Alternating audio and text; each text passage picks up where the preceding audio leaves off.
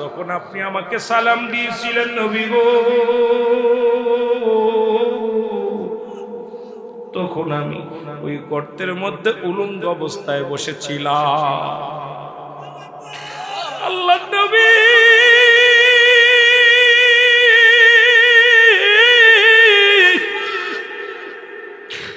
আপনি যখন আমার সালাম দিয়েছিলেন আমার গায়ের মধ্যে কোনো কাপড় ছিল না রে,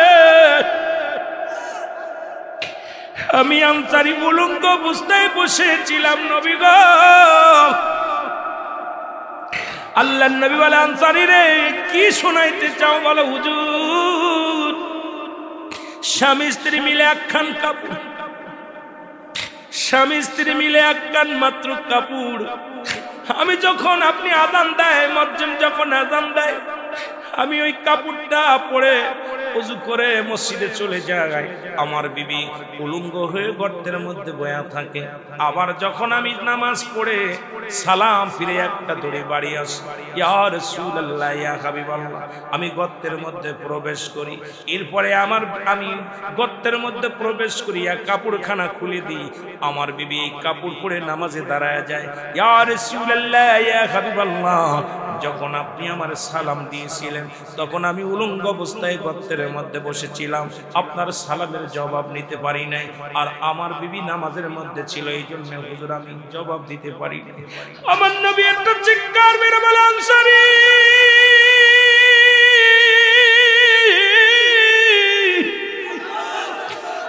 আয় আয় আমার বুকে আয়।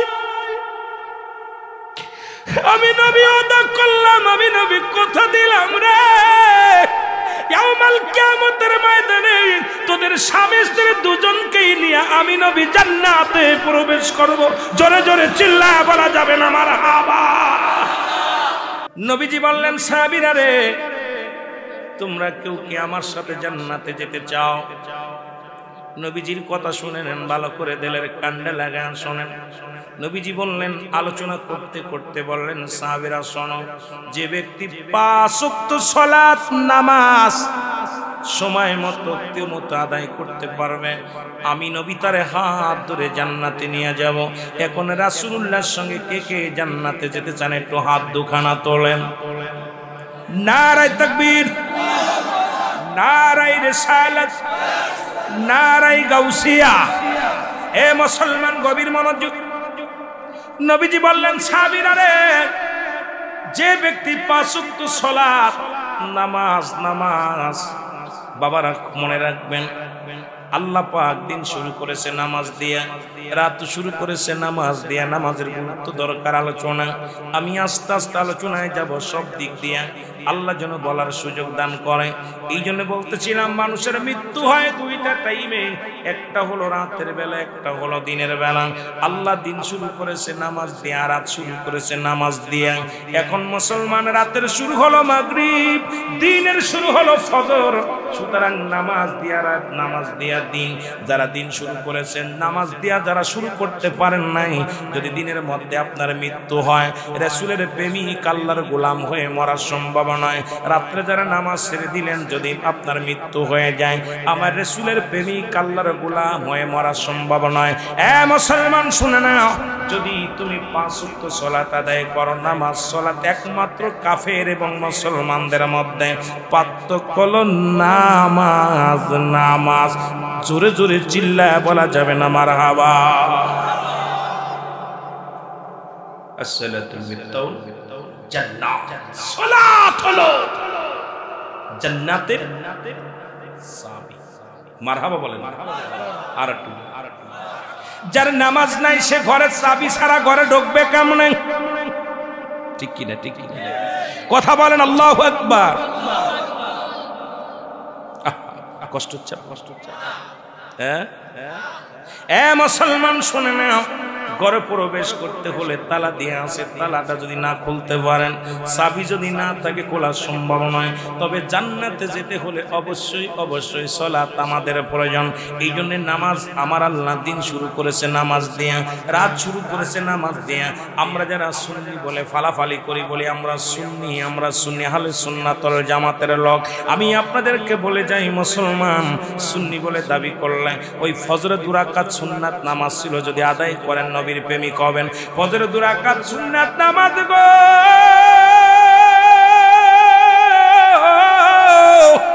যে বান্দা আদায় করলো সঙ্গে সঙ্গে সে নবীর প্রেমিক হয়ে গেল। আবার যখন 2 রাকাত ফরজ নামাজ যখন আদায় করলো সঙ্গে সঙ্গে সে আল্লাহর গোলাম হয়ে গেল। এখন দিনের মধ্যে যদি মরণ হয় তার মৃত্যুটা হবে আমার রাসূলের প্রেমিক আল্লাহর গোলাম। জোরে জোরে চিল্লায় বলা যাবে না মারহাবা। আমাদের দেশে 2টা দল পেতেছি, একটা হলো ঈমান আছে আমল নাই, আর একটা আমল আছে ঈমান নাই। মানেন? ঈমান আর আমল 2টা ভাগ আলাদা।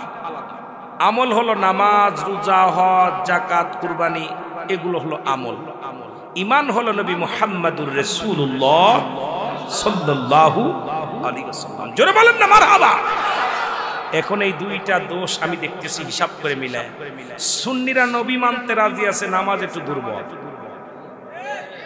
কথা কয় না কেন? ইবাদতে কিন্তু যাদের আমল আছে এরা দেখতে যদি বসতো, বাতিলদের মাহফিলে দেখবেন প্রত্যেকের মাথায় টুপি। সুন্নাতে তারা প্রাধান্য দেয় কিন্তু নবী মানতে রাজি। টুপি মাথায় আছে, দাড়ি টুপি পাগড়ি সব আছে, নামাজ পড়ে সব ঠিক আছে, রাসূল মানতে কষ্ট হয়।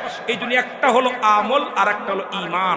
আমল আমি বললাম মানব জীবনের ব্যক্তির জীবনের অমূল্য সম্পদের নাম হলো রুহু, আর ব্যক্তির জীবনের অমূল্য সম্পদের নাম হলো রুহু, আর মানব জীবনের অমূল্য সম্পদের নাম ঈমান। মারহাবা বলেন না। রুহুবিহীন যেমন বডির কোনো মূল্য নাই, ব্যক্তির জীবনের অমূল্য সম্পদের নাম রুহু। রুহুবিহীন এই বডির কোনো মূল্য নাই। আপনার হাত পা সব ঠিক আছে, রুহুটা নাই, আপনার এই বডির কোনো মূল্য নাই। সকালবেলা আসবে অমুক ব্যক্তি ইন্তেকাল করছে, অমুক জায়গা ইন্তেকাল করছে, খালি রুহুটা না থাকার কারণে আপনি হয়ে গেছেন মায়ের মুর্দা। জোরে বলেন ঠিক কিনা? আবার দেখতে শুনতে আপনার একটা হাত নাই পা নাই কিন্তু রুহুটা আছে। দেখবেন অনেক মানুষ 4 বছর 10 বছর বিছনায় পড়ে আছে, তাকে কেউ বিদায় করে না, কারণ রুহুটা থাকার কারণে। ওই লোকটা হাসপাতালে কাঁদতেছে, ঘরের মধ্যে পয়সাগুলো নষ্ট হচ্ছে, তারপরেও তাকে বিদায় করে না। কারণ কি? তার দেহের মধ্যে রুহু আছে। জোরে বলেন ঠিক কিনা? আমার ভাইয়েরা, আমার বন্ধুরা, আমার তদ্রূপ আমি বলতেছিলাম এই জন্য ব্যক্তির জীবনের অমূল্য সম্পদের নাম রুহু, মানব জীবনের অমূল্য সম্পদের নাম ঈমান। ঈমানবিহীন কোন আমলের দাম নাই, ঈমানবিহীন কোন আমলের দাম নাই। এখন ঈমান একটা আর হলো আমল একটা। আমল হলো নামাজ, রোজা, হজ, যাকাত ইত্যাদি ইত্যাদি হলো আমল। ঈমান হলো আমার নবী রাহমাতাল লিল আলামিন। আমার দেশে অনেক আলেম ওলামা আছে, বড় বড় সাইকুল হাদিস আল্লামা ডিগ্রি লাগায় দিছে, কিন্তু নবীর নাম শুনলেই তাদের মুখটা মলিন হয়ে যায়, তাদের চোখ দুটি ছোট ছোট হয়ে যায়, মুখটা কালো হয়ে যায়। তার মানে আর বুঝতে বাকি নাই তার আমলে বিশ্বাস, ঈমানে বিশ্বাস নয়। রূহবিহীন বডির অবস্থা যেমনি হয়, ঈমানবিহীন আমলের অবস্থা এমনি হবে। জোরে বলেন ঠিক কিনা? রূহবিহীন বডি যেমন মুর্দা, ঈমানবিহীন আমল অমনি মুর্দা। ঈমান যদি তোমার না থাকে, কিসের নামাজ, কিসের রোজা, কিসের হজ, কিসের যাকাত?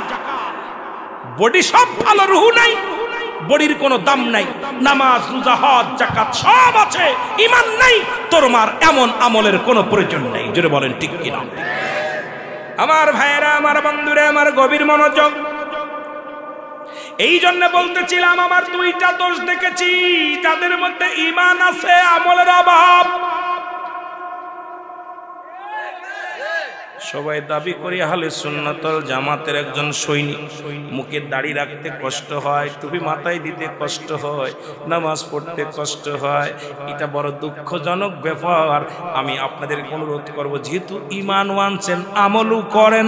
যদি ঈমান আনিয়ে আমল করতে পারেন, এই পৃথিবীর মধ্যে সবচেয়ে দামি মানুষটা হলেন আপনি। কারণ আপনার ভিতরে নবী আছে, আপনার ভিতরে আমার মাওলার গোলামি আছে, আমল আছে। আপনার মতো দামি মানুষ আর কে আছে জোরে বলেন ঠিক কিনা? মাঝে মাঝে এত কষ্ট হয় যে দুরূদ শরীফ পড়ে, মিলাদ পড়ে, সব পড়ে, নামাজ পড়ে, আবার কয় হুজুর আমি আহলে সুন্নাত ওয়াল জামাতের বড় সদস্য, প্রেসিডেন্ট, আমি এলাকার বড় কুতুব। কুতুব হইছস, নবীকে ভালোবাসলে আমার নবী নামাজ ছাড়ে নাই, নামাজের গুরুত্ব আমার নবীর কাছে ছিল, জোরে বলেন ঠিক কিনা? তোমার কাছে নামাজের গুরুত্ব নাই কেন? এই জন্য বাতিলেরা আমাদের মাঝে মাঝে খুঁচা দেয়, সুন্নিরা নামাজ, সুন্নিদের মুখে দাঁড়িয়ে নাই। এটা লজ্জাজনক ব্যাপার না? কথা বলেন, লজ্জার দরকার না? এই জন্য আমাদেরকে সতর্ক থাকতে হবে, যাতে আমাদের দিকে আঙ্গুল না তোলার সাহস পায় কোন বাতিলেরা, জোরে বলেন ঠিক কিনা?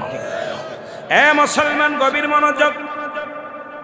নবীজি বললেন, সাহাবীরা রে, যে ব্যক্তি 5 ওয়াক্ত সালাত, 5 ওয়াক্ত নামাজ সময় মতো অক্তিম মতো আদায় করতে পারে, আমি নবী তারে হাত ধরে জান্নাতে নিয়ে যাব। নবীর একজন সাহাবা ছিল, নাম হলো আব্দুল্লাহ আনসারী। নাম কি? জোরে বলেন, নাম কি? আব্দুল্লাহ আনসারী। আব্দুল্লাহ আনসারী বাড়ি গেলেন, বিবি ডাকতে বলে, স্বামী রে, আপনি আজকে নামাজ শেষ করে আসতে এত দেরি হলো কেন? বিবি ডাকতে বলার সঙ্গে সঙ্গে স্বামী বলে, বিবি রে,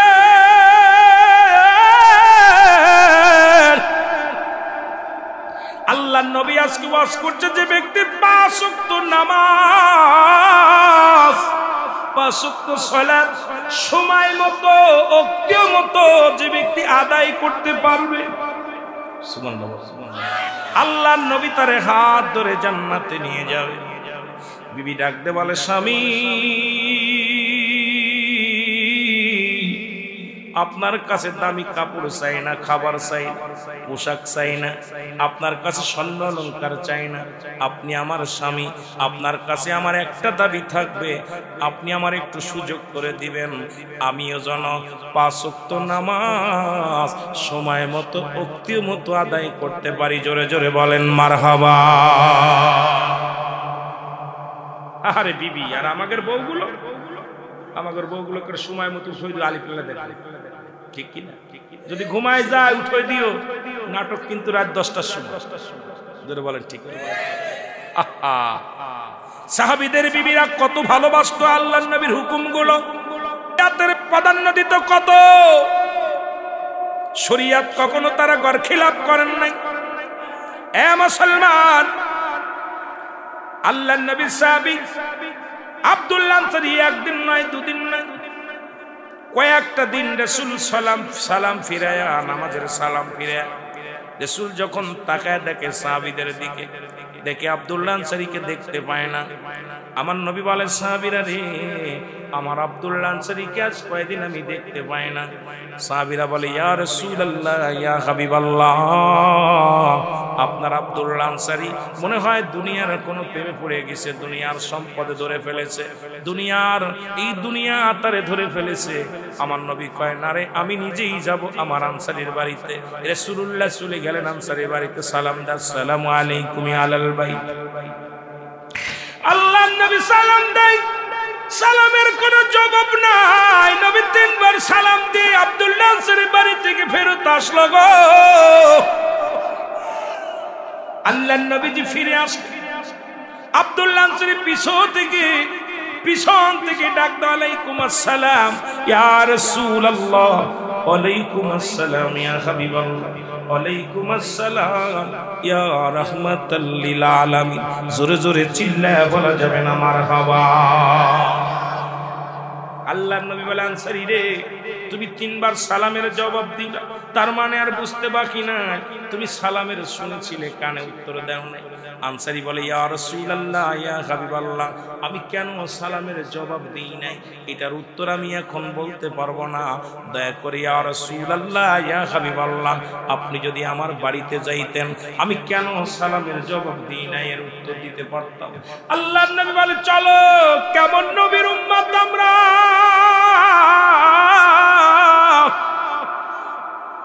আল্লাহর নবী চলে গেলেন কোথায়? আনসারীর বাড়িতে চলে গেলেন।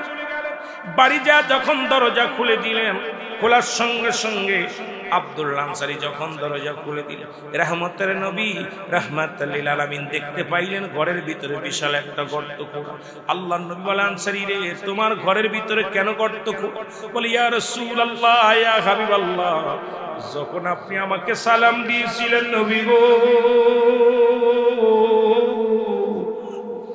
তখন আমি ওই গর্তের মধ্যে উলঙ্গ অবস্থায় বসেছিলাম। আল্লাহর নবী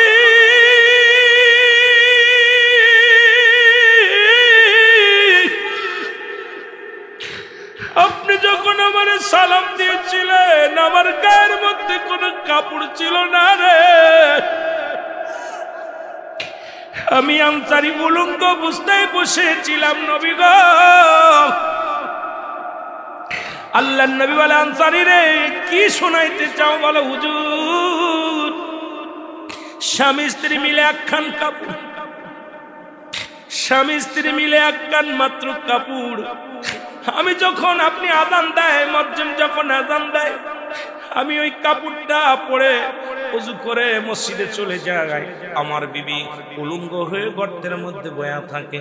আবার যখন আমি নামাজ পড়ে সালাম ফিরে একটা দৌড়ে বাড়ি আসি, ইয়া রাসূলুল্লাহ, ইয়া হাবিবাল্লাহ, আমি গর্তের মধ্যে প্রবেশ করি। এরপরে আমি গর্তের মধ্যে প্রবেশ করি, এক কাপড়খানা খুলে দিই। আমার বিবি এই কাপড় পরে নামাজে দাঁড়ায় যায়। ইয়া রাসূলুল্লাহ, ইয়া হাবিবাল্লাহ, যখন আপনি আমার সালাম দিয়েছিলেন তখন আমি উলঙ্গ অবস্থায় গর্তের মধ্যে বসেছিলাম, আপনার সালামের জবাব নিতে পারি নাই। আর আমার বিবি নামাজের মধ্যে ছিল, এই জন্য হুজুর আমি জবাব দিতে পারি নাই। আমার নবী একটা চিৎকার মেরে বলে, আনসারী,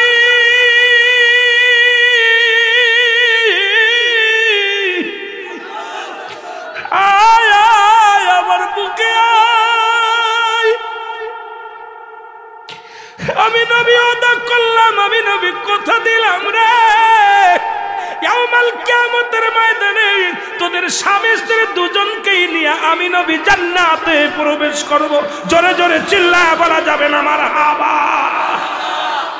এ মুসলমান শুনেলাম, এখন আজকে আমাদের বাংলাদেশে যে সবচেয়ে গরিব, আপনাদের গ্রামে যিনি সবচেয়ে গরিব, যিনি ভিক্ষা করে খায়, তারও 2-4টা কাপড় আছে কি নাই? তাহলে নামাজ ছাড়া কোনো পথ নাই। নবীর সাহাবীরা যদি এক টুকরা কাপড় দিয়ে সালাত আদায় করেছিল নবীর সঙ্গে জান্নাতে যাওয়ার আশায়, আজকে আমাদের নামাজ কেন পড়বো না? কোনো ওজর চলবে না, কোনো ওজর চলবে না, কোনো কৈফিয়ত আমরা দিতে পারবো না আল্লাহর আদালতে, কারণ আমাদের ভিতরে এমন কেউ নাই যে তার কাপড় নাই। সুতরাং নামাজ, সালাত, সালাত, এই সালাতের গুরুত্ব আমাদের দেওয়া লাগবে। জোরে বলেন ঠিক কি না? তাহলে এখন আমাদের নামাজের প্রয়োজন আছে কি না? আছে কি না? এই পৃথিবীর মধ্যে রাসূল নামাজের জন্য মেহনত করেছে, নামাজের জন্য কষ্ট করেছে। নবীজির শেষ জীবনের ইতিহাস পড়লে আমরা পাই রাসূলুল্লাহ শেষ জীবনের সালাত আর জামাতের জন্য, নামাজের জন্য কত কষ্ট করেছেন। মুসলমান শুনে নাও, নবীজি অসুস্থ হয়ে গেলেন আম্মা জান আয়েশা সিদ্দিকার ঘরে। জোরে বলা যাবে না মারহাবা? আর একটু জোরে বলে। নবীজি জামাতের কত গুরুত্ব দিছে, নামাজের কত গুরুত্ব দিছে, আর আমরা নবীর উম্মত হয়ে নামাজে যাই না।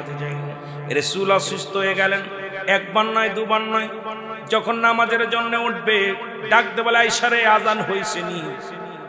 আয়েশা সিদ্দিকা বলে, ইয়া রাসূলুল্লাহ হয় নাই। আবার বলে হইছে নি? হয় নাই। আবার বললেন হইছে। ইয়া রাসূলুল্লাহ, ইয়া হাবিবাল্লাহ আজান পড়েছেন। আজান পড়েছে, নবীজি অসুস্থ, কিছু সময় সুস্থ হয়ে যায়, আবার নবীজি উঠে যখন নামাজের জন্য যাবে, জামাতে যাবে, নবীজি অসুস্থ হয়ে গেল।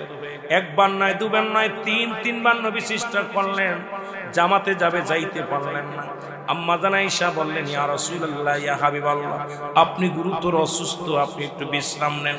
নবীজি আম্মা জান আয়েশা সিদ্দিকার পুরুতের উপর মাথা রেখে নবী শুয়ে রইলেন। নবীজি একবার নয়, দুবার নয়, জিগায় আম্মা জান আয়েশাকে বলে, আয়েশা রে, নামাজ নামাজ নামাজ জামাত হইছে নি? জোরে বলেন মারহাবা। নামাজ হইছে নি? এদিকে হযরত আবু বকর সিদ্দিক রাদিয়াল্লাহু তাআলা আনহু, জোরে বলা যাবে না মারহাবা। হযরত আবু বকর সিদ্দিক রাদিয়াল্লাহু তাআলা আনহু নামাজের জন্য অপেক্ষা করলেন, সাহাবীরা নামাজের জন্য অপেক্ষা করলেন। নামাজ নবী কত গুরুত্ব দিয়েছে খেয়াল করেন সুন্নি ভাইরা। নামাজের জন্য অপেক্ষা আছে, নবী আইব, নবী আইব, নামাজ নবী পড়াইব। কেউ দাঁড়াইতে সাহস পায় না, ইমাম হতে সাহস পায় না, কারণ রহমতের নবী রাহমাতুল লিল আলামিন ইমামতি করবে। জোরে বলা যাবেন আল্লাহু আকবার। সময় অতিবাহিত হয়ে যায়, রাসূলও যাইতে পারে না। কিছুক্ষণ পরে দেখি সময় যখন দেরি হয়ে যায়, সবাই মিলে বলে, ভাই আবু বকর, তোমাকে আমার রাসূল ভালোবাসতেন, এক হলো রাসূলের চাইতে তুমি 6 মাসের বড়, 2 হলো হিজরতের মতো কঠিন কাজের সঙ্গে তুমি সফরে ছিল, তুমি কষ্ট করেছো আবু বকর। 2 আমার নবীজি তোমারে অনেক ভালোবাসতো, তুমি আমার নবীজির শ্বশুর মোবারক। জোরে বলা যাবে না মারহাবা। রাসূলুল্লাহর শ্বশুর হলো হযরত আবু বকর সিদ্দিক রাদিয়াল্লাহু তাআলা আনহু। আবার আবু বকরের কন্যা আম্মা জান আয়েশা সিদ্দিকা রাদিয়াল্লাহু তাআলা আনহু। জোরে জোরে চিল্লা বলা যাবে না মারহাবা, একটু জোরে জোরে চিল্লা বলা যাবে না মারহাবা। হযরত আবু বকর সবাই মিলে আবু বকরকে দাঁড়া করে দিলেন, নামাজ দাঁড়ায় গেলেন। আল্লাহর নবী হুশ হলেন, আম্মা জান আয়েশাকে বলে, আয়েশা রে, নামাজ হয়েছে কিনা? রাসূলুল্লাহর মাথাটা উঁচু করে ধরলেন, আল্লাহর নবীর মাথা মুবারক আম্মা জান আয়েশা সিদ্দিককে উঁচু করে ধরলেন। নবীজি মসজিদের দিকে তাকাইলেন, দেখে সাহাবীরা জামাতের সঙ্গে নামাজ আদায় করে। জোরে বলেন মারহাবা। আর একটু জোরে। নামাজে দাঁড়ায় গেছে, আল্লাহর নবীজি হাউমাউ করে কেঁদে দিলেন।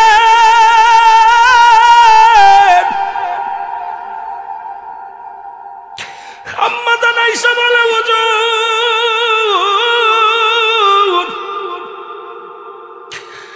আমার মন বলে আমার আব্বা জান ইমামতি করে, এই জন্য বুঝি নবী কাঁদে রে। আবার চিন্তা করে, এই বুঝি জীবনের শেষ, আমার হুজুর আর দুনিয়ায় থাকবে না।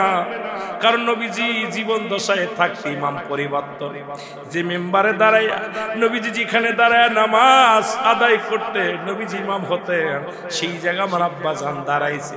তার মানে আমি আয়েশার আর বুঝতে বাকি নাই, আমার রাসূলুল্লাহ আর পৃথিবীর মধ্যে বেশি দিন থাকবে না। নবীজিও কান্দে, আম্মা জান আয়েশাও কান্দেন। আল্লাহর নবীকে ডাক দিয়ে আয়েশা বলে, ইয়া রাসূলুল্লাহ, ইয়া হাবিবাল্লাহ, আপনি কেন কান্দেন? আপনার চোখে কেন পানি?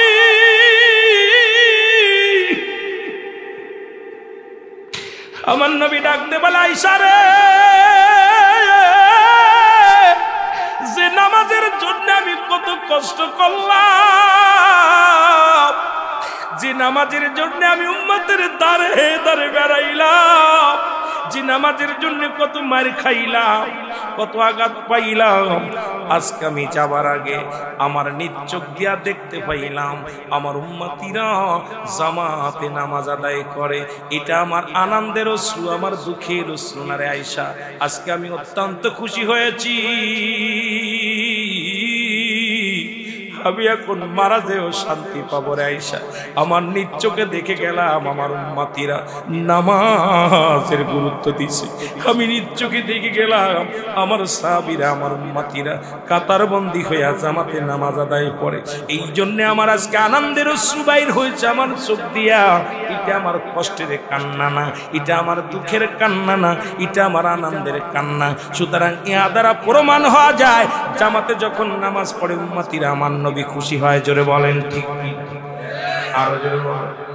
উম্মত যখন নামাজি হয় আল্লাহর নবী অত্যন্ত খুশি হয়। এই জন্য নবী বলতেছেন হায়াতি খায়রুল লাকুম মামায়াতি খায়রুল লাকুম। আবার কোন কোন জায়গা বলছে ওয়াফাতি খায়রুল লাকুম। আমার নবী কয় উম্মতিরে রে, আমি নবী দুনিয়ার মধ্যে আগমন করেছি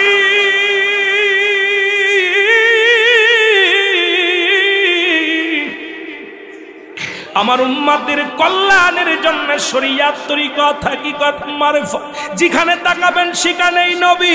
নবী নাই কোনে মুসলমান, কবরে নবী, হাসরে নবী, মিজানে নবী, ফুলসিরাতে নবী, তোমার জিন্দেগির মধ্যে নবী, সংসার জীবনে নবী, বিবাহের জীবনে নবী, তোমার সব জায়গায় নবী। বলে হায়াতি খায়রুল লাকুম, আমার হায়াতের জিন্দেগিটা আমার উম্মতের জন্য কল্যাণ স্বরূপ। কারণ আমি নবী উম্মতের সঙ্গে চলাফেরা করেছি, উম্মতের সঙ্গে কথাবার্তা বলেছি, উম্মতের সঙ্গে চলাফেরা করেছি। উম্মতেরা যেমনি সংসার ধর্ম করে আমি এমনি করেছি। এই জন্য আমাদের দেশের কিছু মৌলবীরা কয় নবী আমগার মতো মানুষ।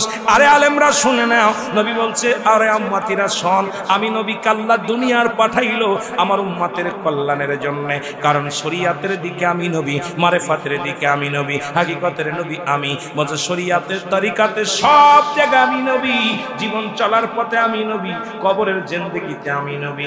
আমার নবী যদি না আসতো শরীয়ত কারে কয় বুঝতাম না, মারেফাত কারে কয় বুঝতাম না, হাকিকত কারে কয় বুঝতাম না, সংসার জীবন কারে কয় বুঝতাম না, এই জিন্দেগি ভালো মন্দ বুঝতাম না। সব বোঝানোর জন্য ব্যবসা বাণিজ্য পৃথিবীর মধ্যে রাজত্বই সব কিছুর মূলে হলো রাহমাতাল লিল আলামিন। জোরে জোরে চিল্লায় বলা যাবে না মারহাবা। হায়াতে খায়রুল লাকুম, নবী বলতেছেন আমার হায়াতের জিন্দেগিটা আমার উম্মতের জন্য কল্যাণ স্বরূপ। জোরে জোরে চিল্লায় বলো মারহাবা। আর একটু জোরে বলো না। আহা, নবী আর এমনি আয় নাই রে, আমার আপনার কল্যাণের জন্য আসছে। নবী এমনি এমনি ভাসি আসে নাই, উম্মতের জন্য আসছে। আল্লাহ পাঠাইছে উম্মতের কান্ডারি বানাইয়া। হে মুসলমান, নবীজি উম্মত, আমার নবী বলতেছেন আমি তোমাদের জন্য কল্যাণ স্বরূপ আসছি। দেখো না তাকায়া সংসার জীবন তোমরা কেমনে করবে, এটা আমার দেশ শিখাইছে আল্লাহ। আমি তোমরা কেমন মানব জীবন কেমনে চলবে, সব কিছুর পিছনে আমার নবী রাহমাতাল লিল।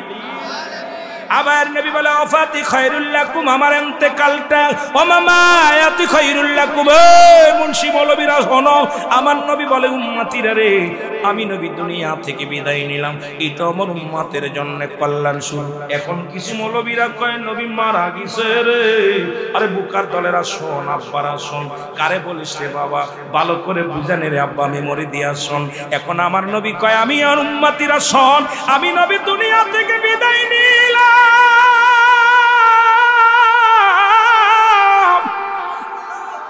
এটা আমার উম্মতের জন্য কল্যাণ স্বরূপ গো। এই পৃথিবীর মধ্যে কোন উম্মত যখন ভালো কর্ম করে, নেকির কাজ করে, সঙ্গে সঙ্গে আমি নবী আমার আল্লাহর দরবারে প্রশংসা করি উম্মতের হইয়া। জোরে জোরে বলো মারহাবা। আস্তে কইতেন নি রে, ছেলে যদি ভালো কাজ করে বাবাই প্রশংসা করে, ছাত্র যদি ভালো রেজাল্ট করে শিক্ষকের আনন্দে ভরে যায় মুখটা। জোরে বলে ঠিক কি?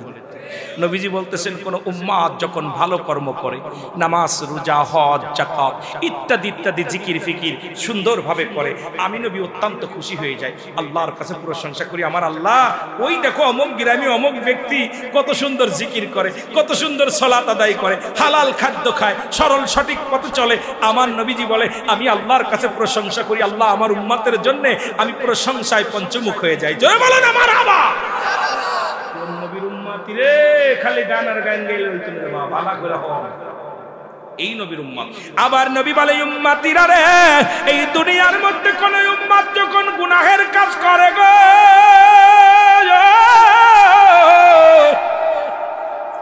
আমি নবী আমার উম্মতের তরফ থেকে আল্লাহর দরবারে ইস্তিগফার করি।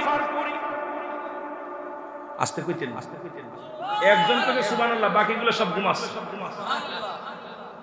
এ মুসলমান, নবী বলে যদি কোন উম্মত গুনাহের কাজ করে, সঙ্গে সঙ্গে আমি নবী আল্লাহর দরবারে আমার উম্মতের হয়ে ইস্তেগফার করি।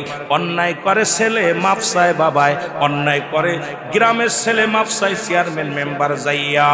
ও বাবারা শোন, অন্যায় করে উম্মত ক্ষমা চায় আমার নবী, ভুল করে উম্মতিরা ক্ষমা চায় আমার নবী। সেই নবীর পক্ষে থাকা লাগবে কি লাগবে না?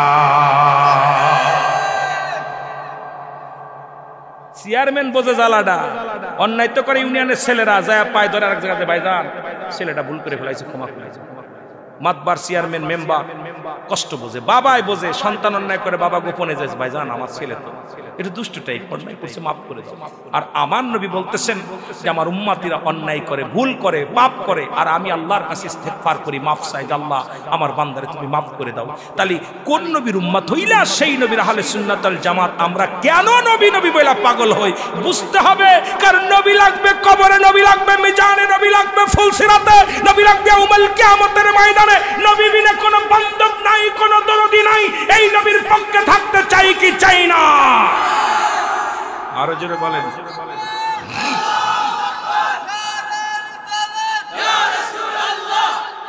কষ্ট হচ্ছে, এরি আমার মনের জল্পনা কল্পনা, নবী যাব আমি সোনা।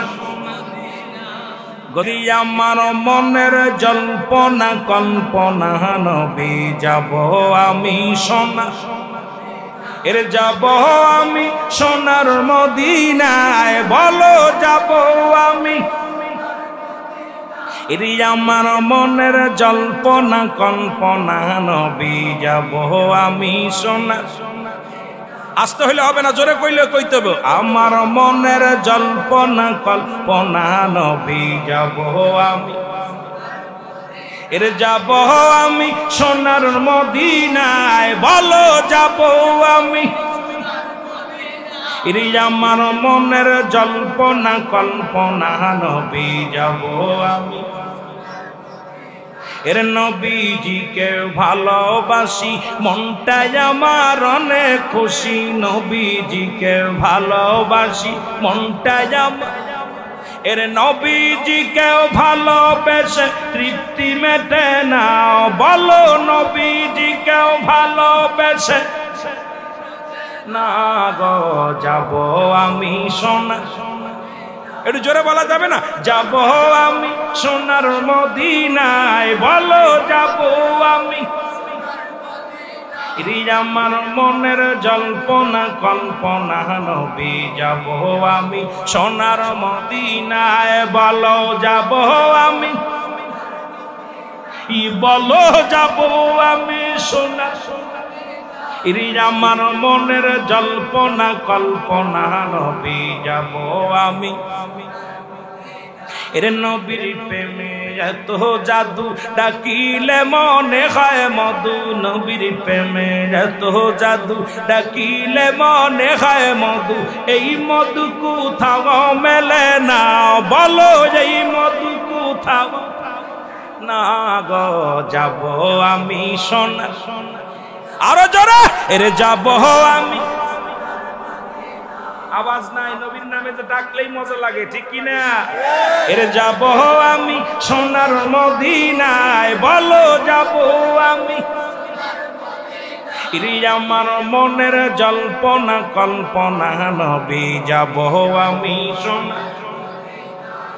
এলাকার যত গুনাহ মাফ করে দাও মাবুদ মওলা, আমাদের যত গুনাহ মাফ করে দাও মাবুদ মওলা। মাফ করে দাও নবীর উসিলায়, বলো মাফ করে দাও নবীর উসিলায় গো যাব আমি। এর যাব আমি সোনার মদিনায়, বলো যাব আমি। আমার মনের জল্পনা কল্পনা, নবী যাব আমি। ওয়া আরসালনাকা ইল্লা রাহমাতাল লিল আলামিন।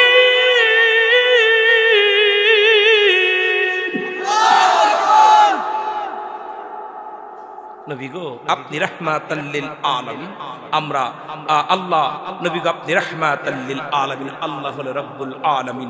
নবী গো আপনার খাতিরে আমার আল্লাহ যেন আমাদেরকে মাফ করে দেয়, জোরে বলুন মারহাবা। আর একটু জোরে বলেন মারহাবা। একটু মহব্বতের সঙ্গে দুরূদ শরীফ পড়ুন। আল্লাহুম্মা সাল্লি আলা সাইয়্যিদিনা। এই কি হলো?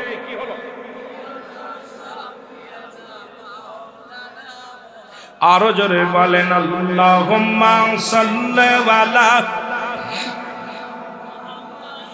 নবিয়িনা শাফিয়ানা। উড়ে যাও রে রাতের হাওয়া, যাও রে উড়ে মদিনায়। উড়ে যাও রে রাতের হাওয়া, যাও রে উড়ে মদিনায়। এ গোলামের সালাম খানি, এই গোলাম পৌঁছাই দিও মদিনায়। আল্লাহুম্মা সাল্লি আলা নবিয়িনা শাফিয়ানা। আকাশ কান্দে, বাতাস কান্দে, কান্দে বিবি ফাতিমা। জমিন আসমান কান্দে, জমিন আসমান কান্দে, কান্দে সোনার মদিনা। আল্লাহুম্মা সাল্লি আলা নবিয়িনা শাফিয়ানা। এ মুসলমান শুইনা লাগা,